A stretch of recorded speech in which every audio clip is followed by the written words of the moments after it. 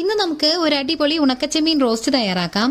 അപ്പോൾ ആദ്യം തന്നെ ഒരു ചട്ടിയിൽ വെളിച്ചെണ്ണ ഒഴിച്ച് ചൂടാകുമ്പോൾ ഇതിലേക്ക് തലയും വാലും എല്ലാം കളഞ്ഞ് ക്ലീൻ ചെയ്ത് വെച്ചിരിക്കുന്ന ഉണക്കച്ചെമ്മീൻ ചേർത്ത് നല്ലതുപോലെ ഒന്ന് ഫ്രൈ ചെയ്തെടുക്കുക. മീഡിയം ഫ്ലെയിമിൽ ഇട്ടതിന് ശേഷം 5-6 മിനിറ്റ് നേരം നല്ലതുപോലെ ഒന്ന് ഇളക്കി കൊടുക്കുക. ഇതുപോലെ ചെറുതായി ഒരു ചുവപ്പ് കളറാവുന്ന സമയത്ത് നമുക്കിത് കോരി മാറ്റാം. അടുത്തതായി ഇതേ ചട്ടിയിലേക്ക് തന്നെ കുറച്ച് വെളിച്ചെണ്ണ ഒഴിച്ചു കൊടുക്കുക. ഇനി ഇതിലേക്ക് ചതച്ച് വെച്ചിരിക്കുന്ന ചുവന്നുള്ളിയും വെളുത്തുള്ളിയും കുറച്ച് കറിവേപ്പിലയും കൂടി ചേർത്ത് നല്ലതുപോലെ ഒന്ന് വഴറ്റി കൊടുക്കുക. മീഡിയം ഫ്ലെയിമിലിട്ടതിന് ശേഷം വഴറ്റി കൊടുക്കാനായി ശ്രദ്ധിക്കണേ.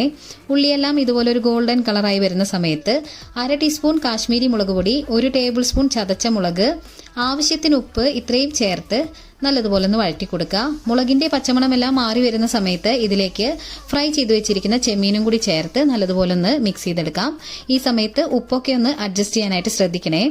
ചെമ്മീനും കൂടി ചേർത്ത് നല്ലതുപോലെ 2-3 മിനിറ്റ് നേരം ഒന്ന് മിക്സ് ചെയ്തെടുത്തു കഴിഞ്ഞാൽ രുചികരമായ ഉണക്ക ചെമ്മീൻ റോസ്റ്റ് റെഡി.